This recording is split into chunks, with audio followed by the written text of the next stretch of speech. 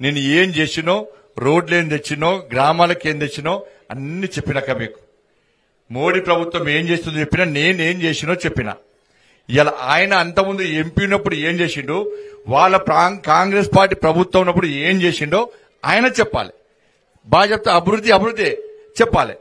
అట్లా చెప్పకుండా మళ్ళా ఏదో పడుతుంది మాట్లాడి టీవీలు చూపడుతున్నాయి, పేపర్లు రాస్తున్నాయి అని బండి సంజయ్ తిట్టడమే పని అనుకుంటే నేను దానికి పట్టించుకోను. ప్రజలు వాస్తవాలు అనుస్తారు.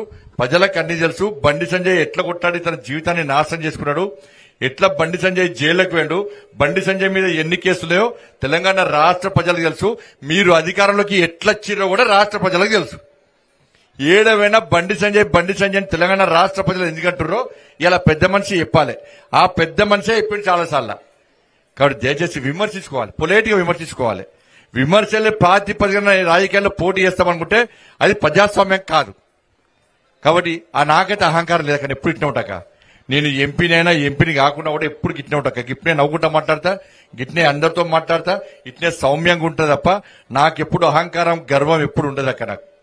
నేను మీ లెక్కనే, నేను మోడీ లెక్కనే. నేను మోడీ గారు చాలా పెద్ద మంచి పేదోడు కాబట్టి, పేదోళ్ళ కష్టాలు తెలుసు కాబట్టి గిన్నిచ్చారు. కాబట్టి దయచేసి ఆలోచించండి. ఎవరికి ఇవి మోడీ ఎన్నికలు, ఇవి దేశానికి సంబంధించిన ఎన్నికలు. వాళ్ళ నరేంద్ర మోడీ గారు ప్రధానమంత్రి కావాలన్నా, లేకుంటే వాళ్ళు రాహుల్ గాంధీని ప్రధానమంత్రి చేస్తామని చెప్తలేరు. వాళ్ళు మరి పెట్టుకొని రాహుల్ గాంధీని ప్రధానమంత్రి చేస్తామని చెప్పుకొని తిరగాల లేదా? తిరుగుతలేడు. కాబట్టి దయచేసి వాస్తవాలు ఉంచనక ఈ చెప్పిన లెక్కలన్నీ కరెక్ట్ అని చెప్పినాయి. నేను ప్రమాణపూర్వకంగా చెప్తున్నా. ఆయన వచ్చి కాదని చెప్పురి. నేను దేనికంటే దాన్ని సిద్ధం. మా వాళ్ళు వస్తారు, పక్కా వస్తారు. కాబట్టి ధైర్యంగా ఓట్లేదాక ఓట్లు వేస్తారు కదా. మోడీ గారిని ప్రధానమంత్రి చేసుడే కదా. మోడీ గారిని ప్రధానమంత్రి చేయకుండా గుడివై మసీద్ అవుతుంది. చేసుకోరు మళ్ళీ పూజ మంచిగా. అంతేనా కదా? తప్పక చెప్పు తప్ప. కాబట్టి దయచేసి అందరూ ఒక్కది కోటేరి నరేంద్ర మోడీ గారిని ప్రధానమంత్రి చేయాల్సిందిగా